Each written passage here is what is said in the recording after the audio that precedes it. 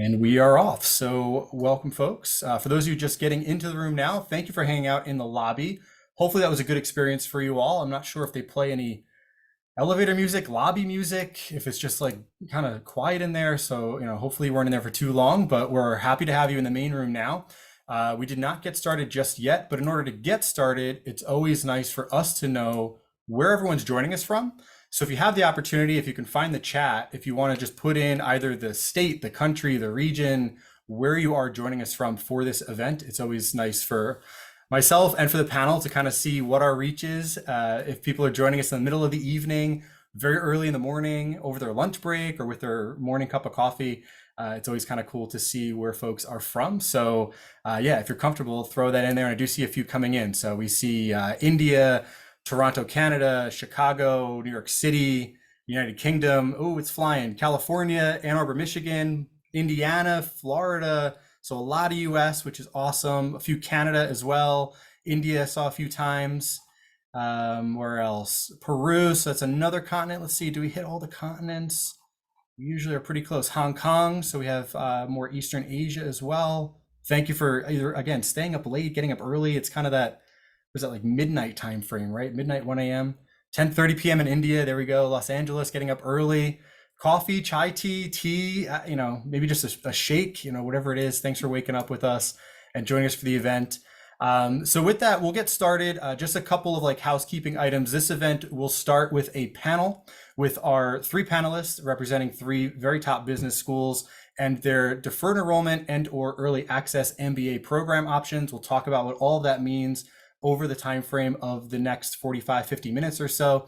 Then each of our panelists will break out into breakout rooms that'll be contained within this session. You'll see those links and those rooms pop up. You'll be able to choose any of those rooms to go to ask any questions. So Q&A from our audience will be handled in those individual rooms. You'll be welcomed to jump into one room to start, ask your question, go to another school and use that time to hopefully get many questions answered. As long as our panelists can hang around for, right? So we'll be mindful of everyone's time as well as we go over the next hour, hour and a half or so. The session is also being recorded. So if you miss anything or if you pop in late or if you have internet connection issues, don't be alarmed. You can watch the video recording. It'll be out later this week, along with the recording from last week's session. We had 5 other schools that joined us. So you'll have 8 schools in total you can listen to and learn more about each of their programs. And with that, I'll get started. So my name is Mike. I am a representative from ClearAdmit. ClearAdmit is an applicant community resource website for anybody applying to MBA programs or business schools in general at the graduate level. Enough about us. You can check us out at any point. It's clearadmit.com, and you'll be seeing emails from us after you've now registered for our event here. So I will not bore you with any more about us. You can learn about us later. Let's jump into the panel. So first up, we have Noah Ward, Senior Assistant Director of Master's Admissions and Recruitment at Chicago Booth School of Business. Noah, thanks for joining us. Hey, great to be here, Mike. Thanks so much for having me. It's always a pleasure to get to chat with all the students that are in y'all's network. It's really exciting. Awesome. Yeah, we're happy to have you and the audience as well. Moving over to Jay Kohler, Director of the Moelis Advanced Access Program at Wharton MBA Admissions, University of Pennsylvania, Wharton School of Business. Jake, thanks for joining us. Always a pleasure. Look forward to chatting. Not too far away from me too. I'm in the New Jersey side. I was mentioning earlier, the New Jersey side of Pennsylvania. It's not really like a thing, right? But here I am. So probably the same distance from Center City, Philly right now between you and I. Moving on to our last panelist for today's session, Amber Walsh, Senior Associate Director of Admissions at Yale's School of Management. Amber, how are things in Connecticut? Yeah, it's pretty snowy here in Connecticut, but beautiful. Sun is out. Really excited to be here and looking forward to the conversation. Awesome. We are as well. And again, thank you to all 3 of you for joining us today. Today's session, it's all about deferred enrollment programs or early access MBA programs. So what does that mean, right? You've heard of an MBA program. What's the difference between that process and what we're talking about today? And those are some of the things we're going to touch on throughout today's session. Very easy to say though, if you're looking for a deferred enrollment or an early access type of an MBA program, you can apply now as an undergraduate student. And if it's an early access program, you can join that program next year. So you'll be starting a program, we're talking, 6 months from now, 7 months from now. For a deferred enrollment, you can apply, get into a program today, go and work for a few years, and then your seat will be reserved for you in the future.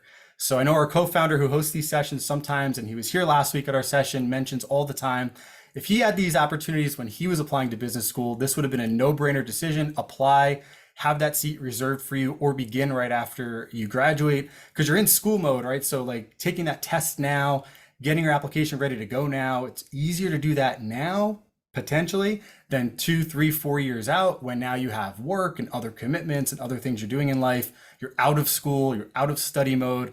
So there's definitely some advantages to going through the process and getting that seat reserved now. So with that, I want to open it up to the panel, right? So that's kind of my take on why it's beneficial to maybe apply for these types of programs now. What's your take? Why should somebody consider these types of programs? And on the other side, why might it be better for someone to not apply now and maybe hold off for the traditional path? So Noah, we'll start with you. I'm going to go alphabetical. I know it's U of C, but we're just still going to stick with Chicago being your leading initial here. So Noah, you could take this first. Yeah, absolutely. Well, I think that, why someone would consider wanting to be a part of one of these programs is just to give you as many bites at the apple as possible, right? If you apply now, that means that, if you get admitted, awesome. You don't have to worry about applying to MBA programs in the future when you're working 40 hours a week and maybe 50 hours a week, not wanting to spend time doing the GMAT or GRE testing. It's a good way to knock that out. And if you don't get admitted through the deferred process, that doesn't negatively impact your applications later on. So you get more experience and you'll feel more confident if you apply to MBA programs in the future. And then, on the other side of things on why you might hold off, usually individuals, I recommend to 95% of people, absolutely apply during the deferment process. It's a great way to do it. But if you find that in your final year of undergrad, you're really busy, you've got a lot of things going on, and you want to embrace other aspects of the undergraduate experience, that's a perfectly valid reason to maybe hold off on doing something that is, going to take a bit of time to be able to apply through this process. So, those are kind of the things to keep in mind. Absolutely. Jake, anything to add or any other thoughts there? Yeah, I think what Noah shares is like spot on, and maybe I'll like lean towards like the latter question a little bit more. It's like the group who's in here, this people spending your time right now all over the world chatting with us. You're a self-selecting group. You're here because you're already thinking about business school, maybe being part of your future. And among you, most of you probably should apply because you're already leaning towards applying to business school sometime in the near term. And if that's the case, no, I love the phrase you had of more bites at the apple. You get that chance, you get exposure to it. And I can certainly say for us, but I'm confident among my colleagues here with like, you're never going to hurt a future opportunity by having this one now. It's only going to be a positive bet to opportunity if you have that, desire at this time. What I'll offer in addition to that, who might not be, like, let's say you're like totally like wobbly between and you're like just here to learn a little bit. If you, as you're approaching the process in the next month or so, if you're at the point where you're like 50-50, an MBA is going to be part of my future, period, or an MBA it might not ever be part of my future. If you're 50-50, maybe it's not the right chance. Maybe it's not the right time. But if you're anything more than 50-50, if you're a little more than that coin flip, this is a great opportunity. Again, the group here, self-selecting, I bet most of you do. And I think it's a great opportunity.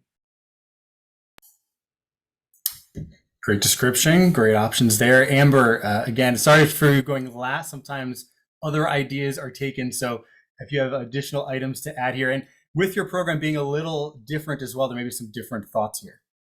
Yeah, so I'll take a second just to differentiate between the deferred enrollment and early access.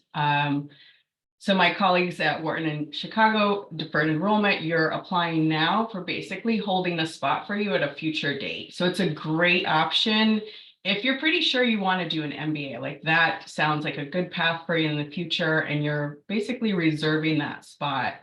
The program that we have at the Yale School of Management is called the Silver Scholars Program, and it's an early access program. I think probably the only one of its kind, especially among top schools. So this is a program where you basically already know what you want to do with an MBA. You have a very clear idea of where you want to go next. You don't have to have it all mapped out, but a direction of where you want to do, or maybe you're ready to start a business and you want to fast track those skills that you need to have. So I would say that's the differentiating factor. We'll talk a little bit more about the structure later on, but basically with early access, you would be starting immediately after your undergrad program and then have an extended internship and then return for the second year of an MBA program. So we'll talk more about that later. Awesome. Yeah. So I think another piece in the case of the Silver Scholars Program, kind of off of Jake's point, if you're 50-50, right, doing a deferred app now, you still have that option to kind of change your mind later. With the Silver Scholars, there's a little smaller of a window to decide if you're going to join the program. So probably 50-50 is a little low. You might need to be more, 80, 20, 90, 10 on the side of like, I'm going to join this program if you're going to apply and go forward. Would that be right? Yeah, I would say even higher. I would say you're really sure. You have a very clear idea.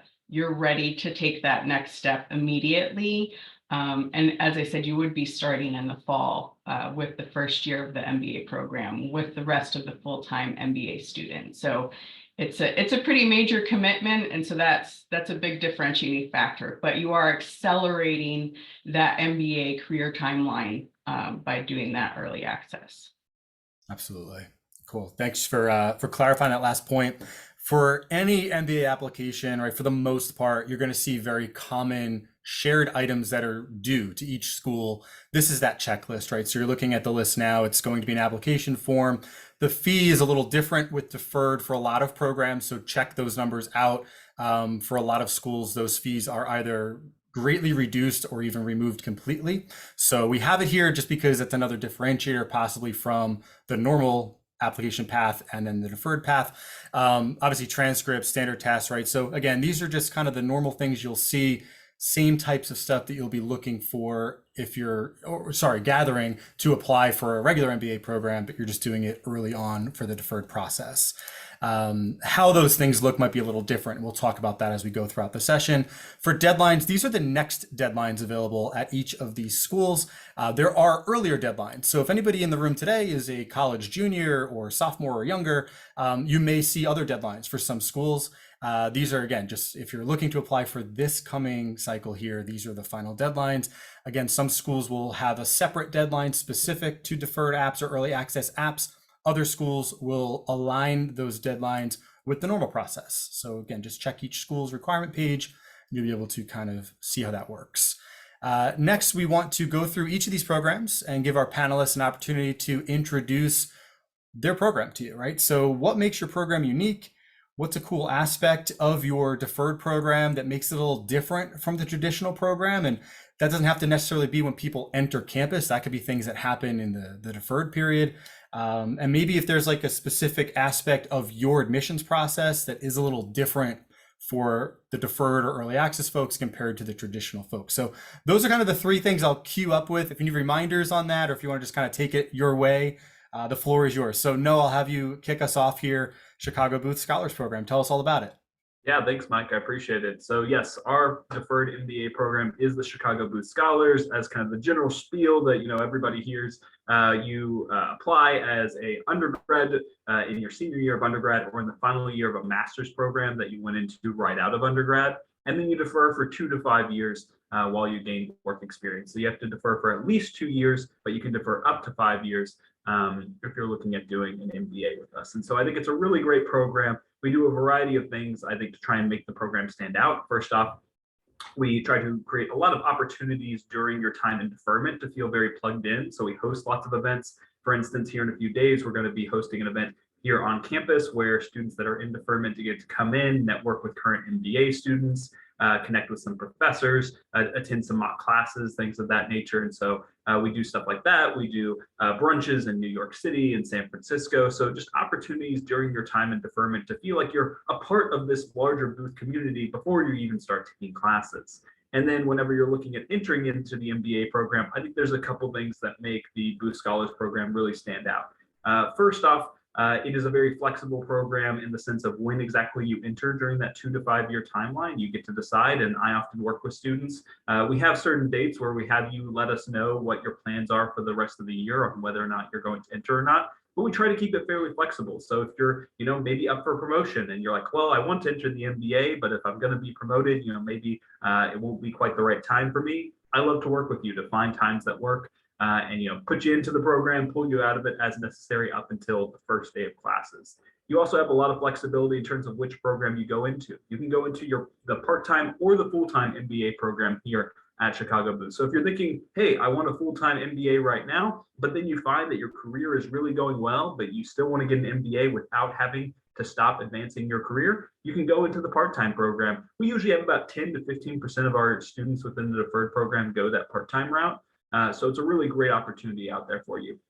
The last thing that I'll highlight is within the Booth MBA at large, we also emphasize flexibility. And I think one of the things that makes our MBA program really stand out is that we only have one required class. Of course, on leadership, you'll take during your first quarter, but the remaining 20 classes you take in your MBA are up to you to be able to select. And so you're able to mix and match and create a really beautiful interdisciplinary MBA education from courses in entrepreneurship to finance to data analytics, or you can go outside of our MBA program and take classes in our computer science school, law school, or public policy school.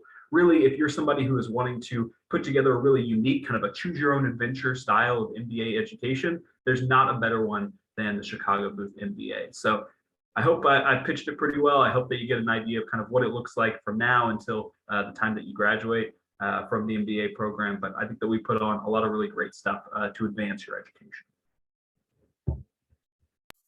Awesome. Thank you for your description. And, I feel like I've been to enough of these sessions. I should know almost everything about each of your programs. I did not ever pick up on the full-time, part-time option that you offer. So that is new for me, and I'm glad I continue to learn at these sessions as well. So that's awesome. It's a cool way to allow people to have flexibility later on. Jake, we'll move on to you now for your program, director of the program. So, give us some of your takes also on, what exactly are you looking for here? As someone who's really, this is your kind of main charge in the admissions office, right? Is this specific program? Look, like some of the things that we're trying to build in and take through in this program is to help allow each individual to personalize their experience to reach their specific goals, and everybody's trajectory looks a little bit differently. Like, again, the diversity of the group that's here, you're all spread all over the world, but let's say you were all tuning in from the same exact college right now, and you all even were going into the same next, first career path. Each of your trajectories to navigate your careers as they follow from there will vary pretty drastically. And what we care about is how can we democratize outcomes data so you can be informed and armed so that you can navigate your MBA and your early career to reach the ends that you're seeking. And that's some of the tools that we're offering. So when we think about like some of the unique offerings and some of the things that we may provide access to, it's an internal platform that's democratized like Wharton student outcomes to allow you to see how can you navigate those next steps. And where you are right now, like you don't need to have specific goals totally defined, but giving yourself that chance to like start figuring out, okay, this is the orientation I currently have, and this is how I may take some steps to go forward from there. As far as like the only thing that's unique relative to our admissions process specifically is our interview, which is a group style interview, and we can get into detail of that at a later date. They're an absolute blast. They're different than the behavioral interview, but I talk about that a lot when we head into that process later on. Awesome. Yeah. And that's the team-based discussion, right? TBDs, I believe, is the acronym. Yeah. So very cool and unique part of the process. Hopefully we'll see some folks from here get to that stage, right? That's the goal here. So yeah, we'll save that for another time. Thank you for walking us through it. So Amber, this is the classic, like one of these things are not like the other, right? So You may have some different things to explain here, being a different type of a program, but still for the same audience, folks who are in their undergrad programs now looking to go for an MBA in the future. That future just might be a little sooner. Yeah, thanks so much. So I'll go into a little bit more of the background and logistics of the Silver Scholars Program. So it was started in 2001, and it was a program really originated with one of our professors, Barry Nailbuff, who is a professor of innovation and entrepreneurship. And he was really recognizing that some folks coming out of undergrad, they already have a really clear idea of what they might want to do. They already know that they want to have an MBA, they want to accelerate their career path with that MBA. And so it's really focused on folks, first of all, with exceptional academic background, with clear career planning ahead of them, have been thoughtful about what their next steps will be. And what happens is you apply in your senior year of undergrad, and then you're admitted in the fall class with the rest of the MBA class. So the Silver Scholars make up about 10% of our class of 350. And they're fully integrated and are receiving the same MBA that everyone else does as well. So you spend that first year in our integrated curriculum. And if you have a minute, I would really suggest looking deeper into that. It's basically your management problem solving toolkit that you will have during that first year of the MBA program, where you're working with your cohort, you're learning about managing groups and teams, you're learning about the different perspectives of management stakeholders, like the executive, like the investor, like the customer, like the employee. And so you're going with that toolkit and you're recruiting through our career development office to an MBA level internship, which you will complete for a year or two, depending on what your preferences are. So you're getting that MBA level internship. You're doing that for 1 to 2 years, and then you're coming back for your second year of the MBA program. And this is the second year of your MBA is entirely electives. So as I think Noah was talking about with Chicago, it's also, we're very deeply integrated into our host university. So this is an area where you can really take what you've learned during your extended internship period. You've identified some skills that you want, you've identified some areas that you'd like to explore further, and you can, across the entire Yale campus, go deeper with your electives during that second year. It's a great program, really successful outcomes for students that have participated in that. And again, I would just highlight that it is for folks that have a very clear idea and just want to accelerate that, which is a little bit different from a deferred option where you are saying, I know I want to do an MBA, but I want to take some more time to maybe experiment and explore different options before I take that next step for the MBA. Awesome. And thank you for walking us through that, because definitely some differences, again, same audience, but starting sooner definitely makes a big difference as far as planning for that future. So appreciate that. Next section of our event here, we want to kind of help you all out with applying to these schools with one of the more difficult sometimes to kind of get your hands on portion of the application, which would be the essay section, right? So the essays, each school offers different prompts. And a lot of applicants, when we talk to them on our site, they think there's kind of ways to game these questions or the proper answers to them or how they can stand out really in this section. So we wanted to put the essay prompts up for each of these programs and have each of our panelists kind of walk through what the prompts are, what they're kind of looking for from applicants, and maybe any tips they can provide. And then I do have a couple of possible follow-up questions that we may think could help some applicants in the room. So we'll go back to Noah to start this. Noah, these are the prompts, and we pull these from your site. So if there's a new prompt or something that's incorrect, let us know. We can adjust it on the fly. But I believe they should be all up to date for all of you. Take us through these two questions. What are they all about? How can somebody really, accomplish the goal of answering them correctly? Are you looking for anything specific? Let us know.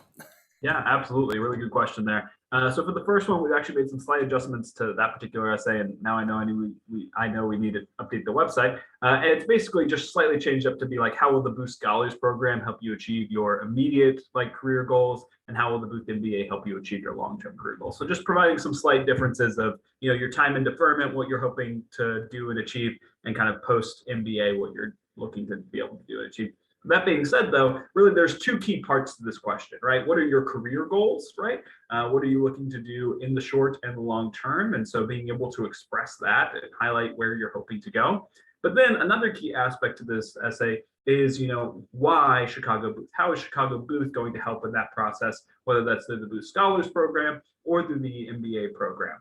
And so, you're wanting to be able to articulate both of those key ideas. And we have people that do a variety of different kind of academic backgrounds and are looking to go into a variety of different areas of business in the long run. And so there's really no right or wrong way to be able to tackle this question. But we just want to hear, kind of you being able to articulate what exactly your career looks like and why you're interested in Booth. So those are those two key aspects. And then the second essay topic is still the same. And it's, just telling us a bit more about yourself outside of the classroom or workspace. This question is really as open as it sounds, and it's one of my favorite essay questions that I read every single year from students. It's basically just highlighting, what exactly you think is unique about yourself that we may not have heard anywhere else in the application. In fact, I recommend you talk about something in this essay that we may not see elsewhere. If it's just, kind of repeat from some other part of the application, then it's not really helping provide a holistic picture of you. So really use this as an opportunity to share something that we haven't heard yet. People take it in a lot of different directions. Some people talk about great triumphs they've had. Some people talk about failures they've had. Some people talk about important people in their lives or important moments. Some people just walk us through a day in their life. So whatever it is that you feel like is important and valuable to share about your own life, I suggest putting it in here. Overall, for all of the essays, I highly recommend you think about, kind of where you've been, where you're at, and where you're hoping to go.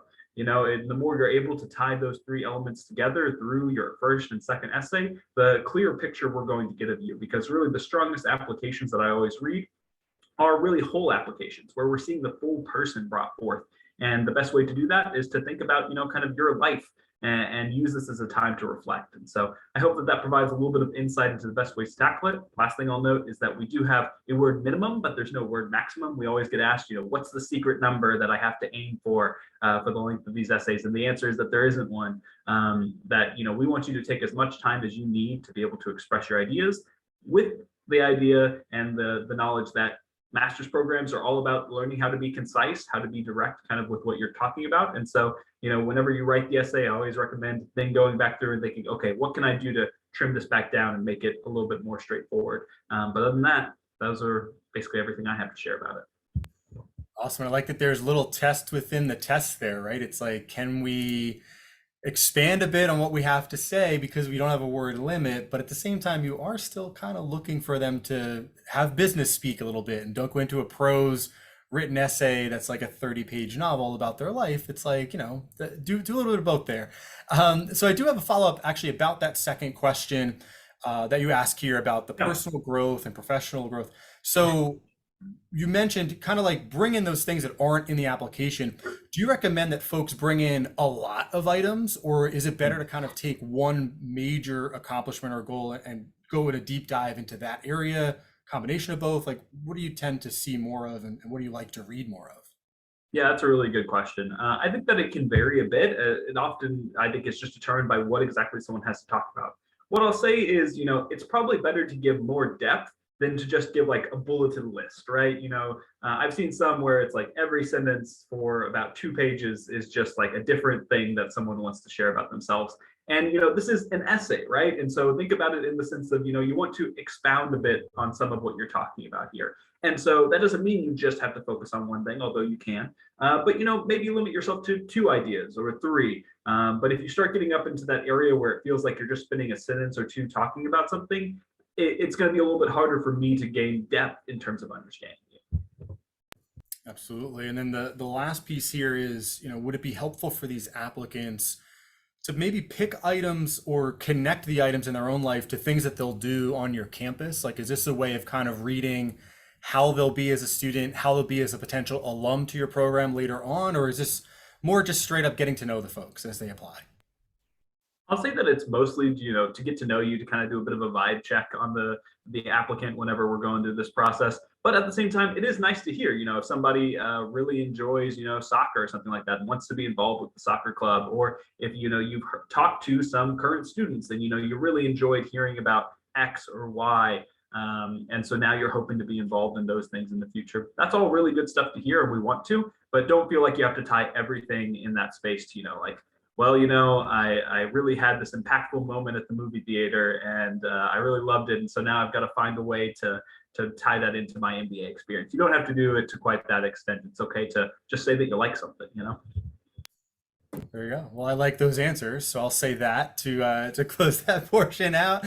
Thank you for taking some of those questions from myself. I see some questions in the chat, so I'll answer them quick. We'll send the contact email, and this event is being recorded, and the video will be sent to everyone who has registered. So you will receive this event later on, probably later this week, I would say, but hopefully before the end of the week. So keep your eyes out for that. I'm going to switch slides so we can go talk to Jake as well. We'll ask the same questions about your essays. It'll take me an extra second to clear my little annotation here for Noah's thing, so bear with me as I do that. But Jake, if you want to get started and let us know, we have 2 essays here for your program as well. What are you looking for? How can people really respond? Are there any tips or tricks that you can offer? Yeah, appreciate it, Mike. So here's what I offer. The 2 prompts that we ask for people applying to the Moelis Advanced Access program are the same as the questions, word for word, as what we currently ask for people who are applying in round 1 or round 2 to Wharton through the direct enrollment traditional route. Our expectations, though, are different because each of you, just by nature of being here and the program through which you'd be applying in the Moelis program, you don't have full-time work experience. You don't have extensive full-time work experience by any measure. And therefore, our expectations of your ability to clarify exactly what you're hoping to achieve in future goals is not the same. I tend to talk to people interested in deferred enrollment as sharing, can you articulate your current professional orientation? Kind of like the space in which you think you're heading towards. And if you can articulate just that direction you are currently moving in, not necessarily the destination, just that direction in which you're heading, that's all you need. Some of you may know that goal. Some of you could have the 5-year, the 10-year, the 20-year plan, and it's totally fine to be able to share that. But I just want to start by framing, even though these questions are asking for you to place yourself much into the future, the specificity is not the requirement for us. What we're looking for, and it's the reason why we ask 2 how questions, not what or why. We're actually looking for your skill in both concision and articulation of how you can navigate resources at Wharton or contribute to Wharton. So the tip or trick that I'd offer is, even though these questions are not totally unlike other questions you'll see in the process, what makes really solid responses for Wharton is your ability to share how your involvement is going to align and intertwine with the resources we have. The first one is asking, how are you going to gain from the experiences at Wharton? The second is kind of asking, how might you contribute into a specific space or some specific spaces at Wharton? And you can do that because the skill we're trying to figure out is, can you articulate kind of the pathway you think you're going to head towards? And that's a skill, kind of as Noah suggested before, like the skill is in, can you share a logical approach that makes sense? Not one that we're necessarily going to follow you to make sure you follow step by step, but just to kind of advance our knowledge and help us see you there. Many of you probably have done internships or you've been in professional settings where you're trying to convince a client, this is how we are going to help you get from point A to point B. That's what we're looking for. It's just you're the person who's navigating that. And we just want to see, how can you articulate your plan to go from where you are today to where you may be a couple years down the road. So that's my best guidance.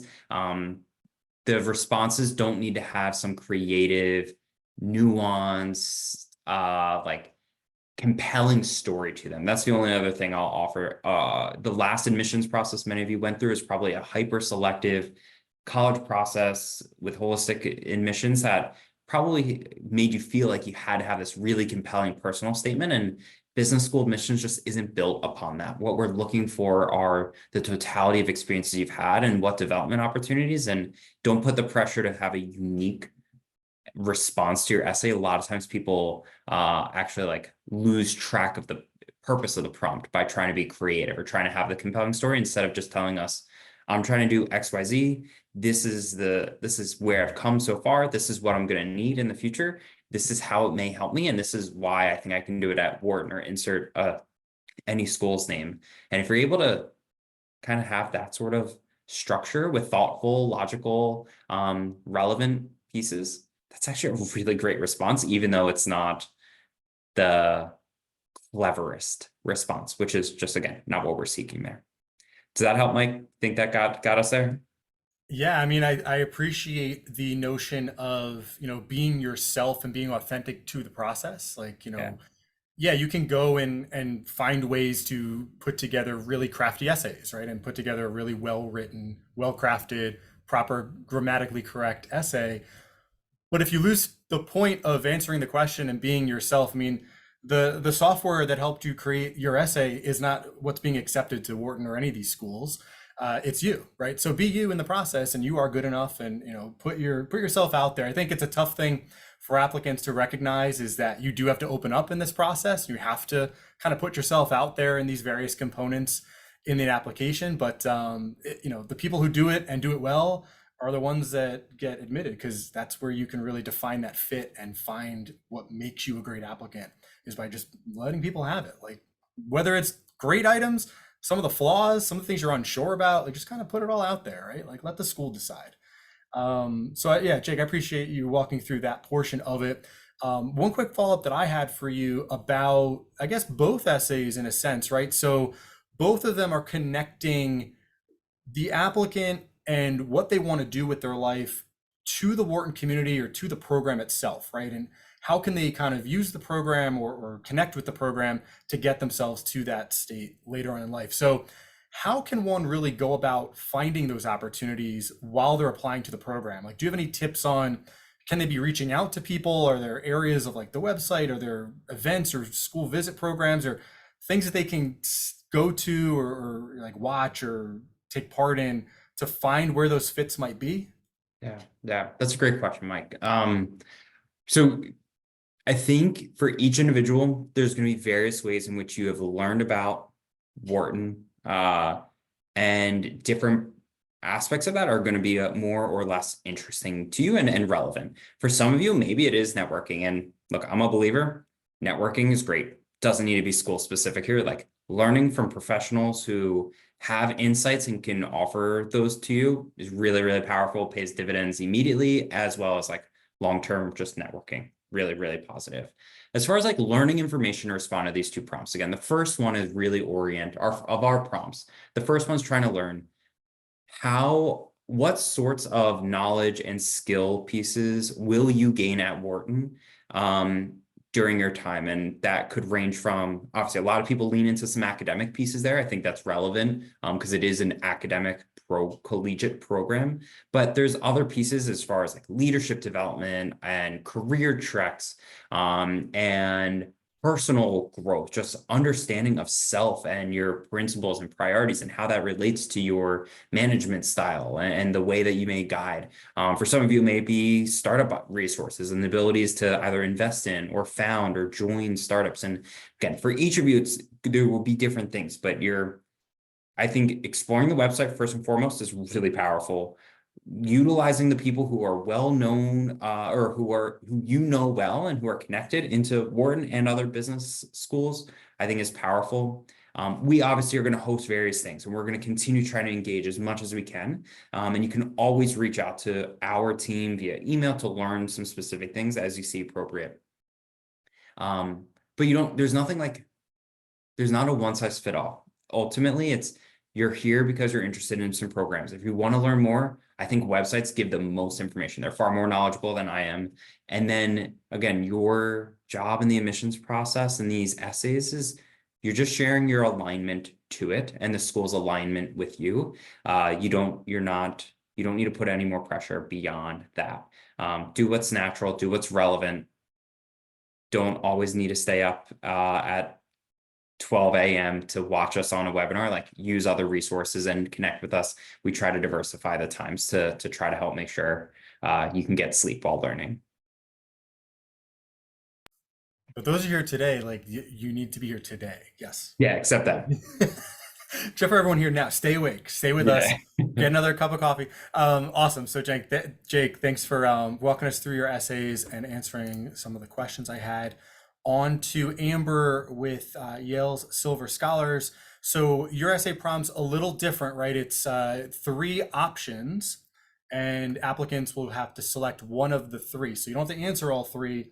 You could select one of the 3. So take us through how you've gotten to this point, what these questions are asking, maybe how someone can pick between the 3, and then anything else you want to offer to our audience. Thanks, Mike. I want to piggyback a little bit on Jake's comments before, because we don't have an essay related to career planning, but we do have a statement.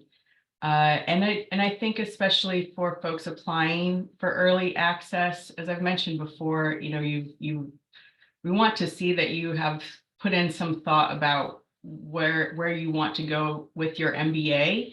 I think it's even more important for folks that are applying for the Silver Scholars Program.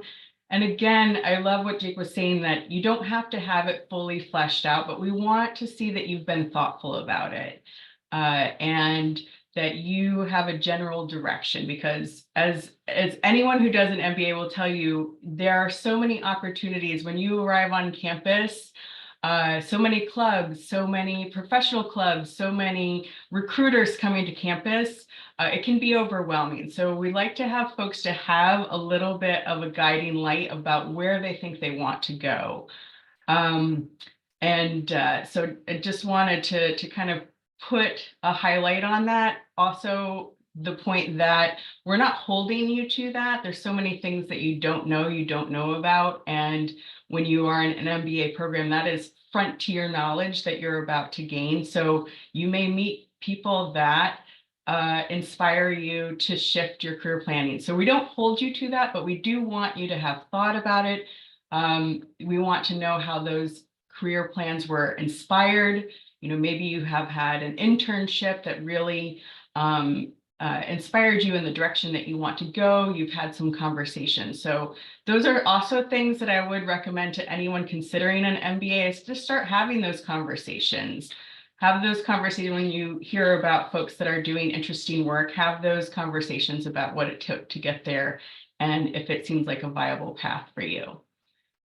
So digging into our essay questions, we have 3 options. So you only have to pick one, but I think you can see that there's some commonality in the theme here. We ask about, describe the biggest commitment you've ever made, or describe a community that has been most meaningful to you. Or the third one is describe the most significant challenge you have faced. So one of the common themes along these is it's really talking about something that happened in the past, or at least was started in the past. We are looking for your past behaviors that are very predictive of future behaviors, right? So we're also asking you to tell us a little bit more about something that's important to you. Okay, so you've taken on a challenge or you've made a commitment. Why was that commitment or challenge important for you to take on? And what were the steps that you took in that challenge or commitment, or in that community? What was meaningful? What did you get from the community and what did you bring to it? So we're really looking for a little bit about yourself, about your values, about what's important to you, and then also concrete steps about, what happened next. And, sometimes you might have a commitment that is ongoing, and that is fine. But what I would suggest is that these essays are not meant to be aspirational. We don't want someone to come and say like, oh, I've now become passionate in sustainability, but you haven't actually done anything yet. It's not to doubt your commitment to that, but we'd like something where you can point to some concrete steps that you've taken in that direction. So again, looking for a little bit more about yourself. I think myself and my colleagues would say like, this is real estate, to tell us something different that's not captured in another space in the application. It's really up to you to what you want to highlight. It can be a personal statement. It could be something related to your career or professional experiences. So it's really up to you to decide how to use this real estate and how to tell us something that you think is important for us to know about you. It's very, very helpful. And one thing I noticed when we were putting these, slides together and agenda together is these are the same questions for the traditional MBA applicants as well, correct? Yeah. So one of the things we wanted to follow up with is, thinking through that where you're having, maybe 30, 35-year-olds filling out these same questions where it comes to commitments and big challenges and things that they probably faced more as, adults in life. Not that, the 19, 20-year-olds in our audience are not fully adults yet, but, they're not working and there's different responsibilities that come with a full-time job. So, how do you recommend people who are students, right? How can they really tackle these questions in the same manner, knowing that they don't have those types of bigger commitments just yet, right? So can it be stuff from a club that they've been in? Can it be stuff from high school even? Like where does that kind of gray area fall into place, knowing kind of the age range and the types of things they may have experienced in life to this point? Yeah, thanks for asking that question, because I do want to make sure that everyone feels comfortable. And, things like commitments and challenges are really relative to the person who's making them. And so we're not on the admissions committee making a judgment, well, that's not a very big commitment. I mean, obviously a commitment or a challenge is probably something that was difficult for you to face. And so it's really not the topic that's important to us. It's the approach that you took, right? So this was something that was important to you, that when you say, this is the biggest commitment that I've made, or this was the most significant challenge that I faced, it's something that's probably challenging. If this is the most meaningful community to you, why was it so important? How did it affect your life? And what contributions did you make to it? So it's really relative to anyone who's answering the questions. And so I want to make people feel comfortable. I personally love reading everyone's essays, and there's just absolutely the gamut. As I think my colleagues mentioned, we're looking for that authentic voice, and it can be, I've seen every type of essay, and I really enjoy them all for different reasons. And the ones that stand out are those that actually take the time to share something with us that is meaningful to them, and have given some really concrete steps of like what happens. And I would also just emphasize, it doesn't have to be, a perfect story tied up in a bow. It could be a challenge that you're still facing, that you're still overcoming. It could be a commitment that you're still working towards. It could be something that you actually tried and failed at and had to readjust. So those are all perfectly fine approaches to it. And I just say, you probably already have like an instant idea that comes to your head when someone asks you these questions, and that's probably the right topic to choose. So, take with that and take the time to tell us, why was it important to you, and what was your approach in addressing those things? Yeah, I appreciate you saying that. And I like that you start off by saying you're not judging necessarily what the challenge or any of these things are. It's more kind of the journey, either that got you to accomplish that challenge or commitment, or the continued journey, which is another interesting take on that. I guess my only other thing I want to make sure we tackle on this is, you have to choose from the three, but I know we probably have overachievers that are going to be in this room that may think, maybe I should try to write an essay that tackles all three of these prompts. Is that recommended, or should that be avoided? I would say avoid that. I would say choose the prompt that best allows you to tell the story you want to tell. And you'll see like each of those are very similar. You could imagine addressing maybe the same topic or content with all three of them. So choose the one that best allows you. I think giving us that depth of the steps that, like why it was important, the steps and the approach that you took, and maybe the outcome or the next steps, whatever those are, that would be the approach. So more the depth. I think someone else mentioned that as well. Like we don't really want like a laundry list of challenges that you face. It specifically says what's the biggest commitment or biggest challenge or the community that was important to you. So more, I would say, go more into depth in the limited space that you have, as opposed to spreading it out and making it more resemble a resume or a laundry list. Yeah, I appreciate that. And that makes a lot of sense. I think there's a couple common threads between all three programs is prompts, where it's getting into that personal factor of who you are as an applicant and what you've accomplished, but also what you're planning on accomplishing, and also tying that back to kind of like career goals or where you're going with this whole thing. One thing I always mention to applicants on these types of conversations is I've never heard of, and correct me if I'm wrong, for any of the schools here today, I've never heard of a situation where they're reading the names at graduation and they pull up the goals essay and they say, wait a second here, like you said you were opening up your own business and now you're going to go work at Nike. You're not going to graduate today. Like, I think you have to keep that in mind when answering the questions about career plans, and it's been mentioned on this call, but these are more, what are your targets? How can this program help you get there? Connecting those dots. It's the story of how this program can get you there. It's not like you're locking yourself into that path. I mean, MBA programs are transformative, whether they're deferred, early access, or the traditional method. So use the program to help we you. actually looked at this just to add some context. We did look at a group, a large cohort of graduates from the program and compared back to their statements. And it was something around in the neighborhood of 70% that did not end up doing exactly what they said they were going to do. And wow. That's not, and it's not a judgment at all. As I said before, you are really exposed to so many things that you didn't know about when you start an MBA program. So, but again, we would like people to have thought and done a little bit of that homework before about like, what do I like to do? What do I not like to do?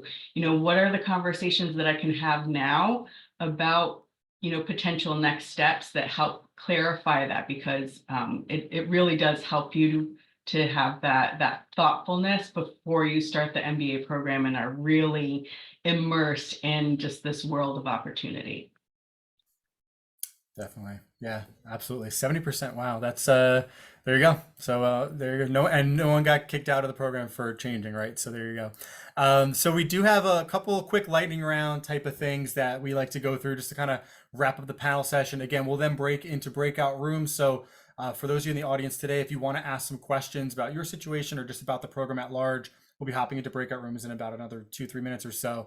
Amber, we could stay with you to kind of kick this off. We'll kind of reverse snake this thing back around. But what would be one thing that deferred enrollment candidates, or in your case, early access candidates, can do to stand out in the process?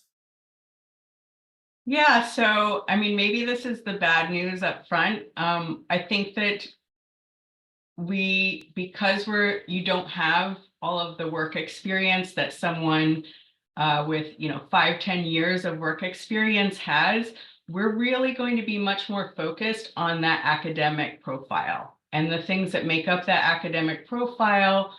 Of course, your grades, and the other big thing is your test score. So investing now in first of all, keeping those grades up, but also investing in the testing process.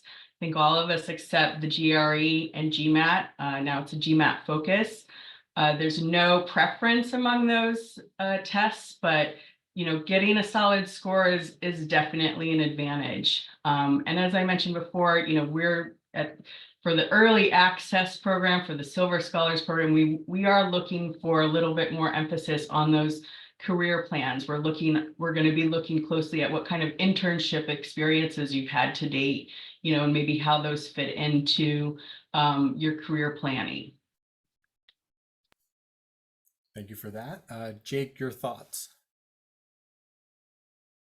Yeah, I actually think this may serve as an opportunity, like where there's some differences between some of the schools and our guidance here, which is always like I think the best part of these sort of spaces. Like, look, academic and the testing like do hold a role, but they don't play an outsized role in our process so specifically. And I think that's like a cool thing, and I think it captures a little bit of the difference between the programs.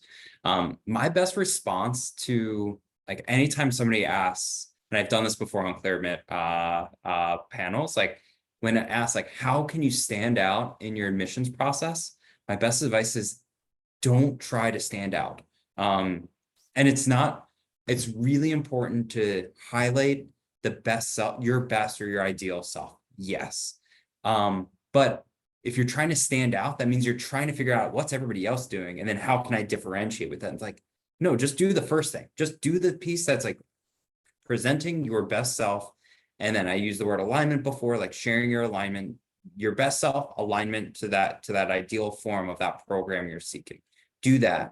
If you start trying to figure out how to differentiate yourself and stand out among everybody else, I just worry that so many people fall into a trap where they end up losing sharing the really important things about themselves by trying to do the thing of stand out. So focus on sharing your ideal self in the way that you see it right now.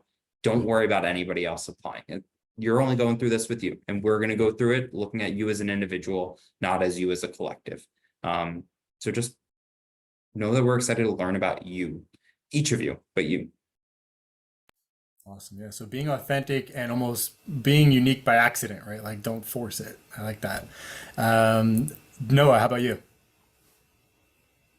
Yeah, I feel like that's a really good answer there, Jake. One thing that I often highlight that I just have as a good suggestion for students when they're going through this process is, really look into each program and try and see what differentiates it. I think this event has been a great one where you can kind of see like what is unique about each of these different programs, what really stands out about each one to you.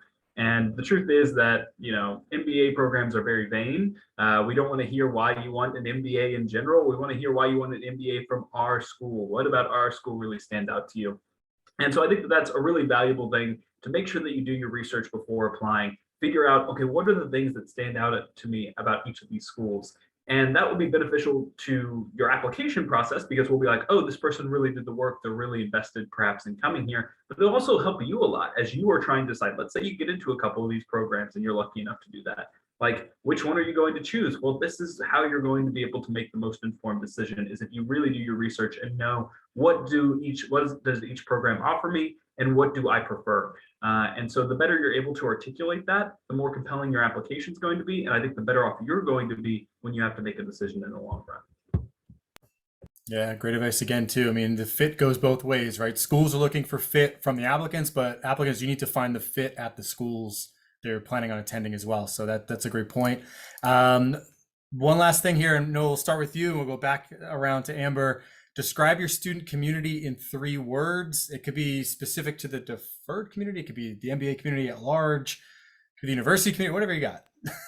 Yeah, I think, first off, I would say that they're very sharp students. They're very, very smart. I think they're very collaborative. We highly emphasize collaboration over competition. And then the last word that I would use is probably they're really balanced. They're people who enjoy, life outside the classroom, the workspace. They really keep everything kind of in balance when they're going through their studies. And that just makes it a really fun environment to be in. So those are what I'd say. Sounds good to me.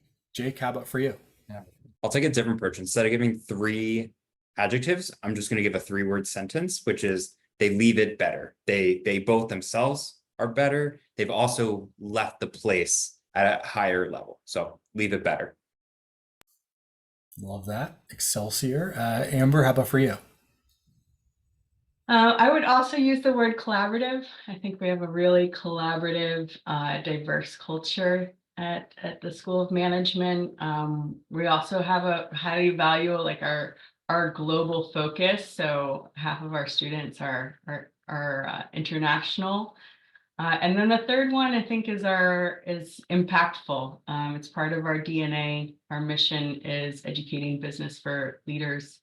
educating leaders for business and society. And I think that holds through and is very authentic in the way that we approach management education.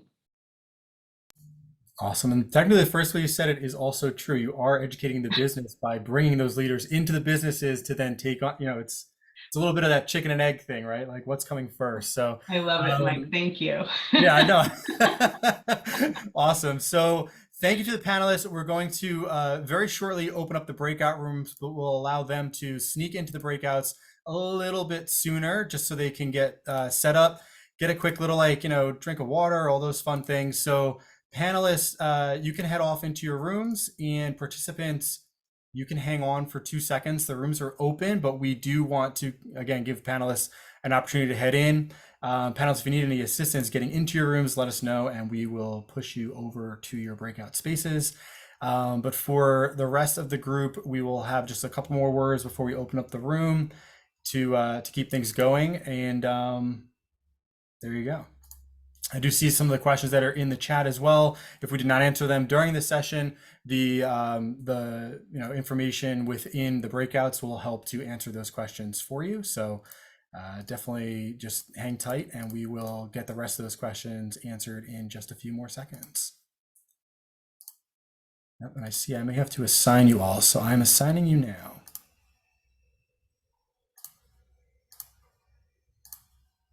All right. And thank you all for hanging out. So we do have a few more things we can talk about as we allow the panelists to get set up. They won't really start anything in their breakout for another minute or so, because I do believe there's a few, just grab a quick glass of water, and they're gonna have to connect to the room and all that fun stuff. So while they're setting up, just a couple of extra tidbits that we like to provide from the ClearEmit team as far as getting prepared to apply for a deferred enrollment program. First off, as Amber has mentioned, for some programs, for most programs, the scores that you have both on your transcript as well as your standardized exam, whether that's the GMAT or the GRE, are going to be of utmost importance for these programs, because the work experience side within your resume is not going to be there, right? And that's not to any fault of your own. That's just the fact that you are an undergraduate student applying to an MBA program now before you've had that opportunity to go and work full time. So because you're kind of removing that as a requirement, and that'll lean more onto extracurriculars and other activities, you want to really make sure that your test scores and your transcript look really well. That also includes making sure that if you have the opportunity, if you're a junior, sophomore, or younger, adding some quant courses to your program if you don't already have them on there, making sure those courses have high marks. Make sure, as a second bullet point here, you're leveraging your on-campus leadership opportunities. So if there are clubs, if there are organizations that you can join, don't only join them, look for those opportunities to be on the board of those clubs or to have more of a leadership role, so you can add those things to enhance that resume that otherwise may be lacking without those opportunities. Looking beyond the classroom for recommenders, right? So you can get a recommender from a faculty member, but you may also want to look at your advisor. You may want to look at a coach, at a club advisor, somebody who's, if you are on the board of the club, that you may work with very closely as you're managing things for that club. Maybe some other contacts outside of your immediate contacts within that university. If you worked on a special project or anything like that, looking for ways to diversify your application. Engage the community as you research programs. We mentioned that a few times on the panel, but looking at the websites, attending events, reaching out to folks on campus, whether that's through admissions or actual students, make sure you do those things so you can complete those essays properly, begin to find your fit, and open yourselves up to those opportunities. And the last bit is, demonstrate that maturity. You're going into an MBA program. If you're going into the Silver Scholars, you're entering with people who have 5, 6, 10 years of experience already. So walk into those interviews and be, strong, be confident, be prepared to talk about yourself, open yourself up, and enjoy the process. I don't have it as a bullet point here, but take the time to enjoy it. You have the opportunity to go back to school. You're planning for your future. Getting more education is always a good thing. It's never a bad thing. The only negative is the wallet, right? You have to pay for these things, but it'll make out in tenfold over time if you, go through these programs and take the opportunities in front of you. So with that, head off to the breakouts. The breakout rooms are open and available. You can ask questions. You should have the opportunity to join any of the 3 rooms.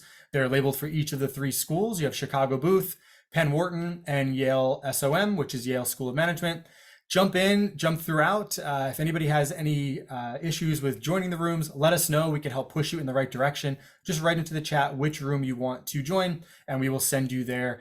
Thank you all for joining us for the session today, tonight, this afternoon, this morning, whatever time it is for you. We appreciate having you. We hope to see you on ClearAdmit's website using our MBA applicant materials and advice columns any day now. So thanks again for hanging out. I'm going to stop the recording, but I will be hanging out to assist.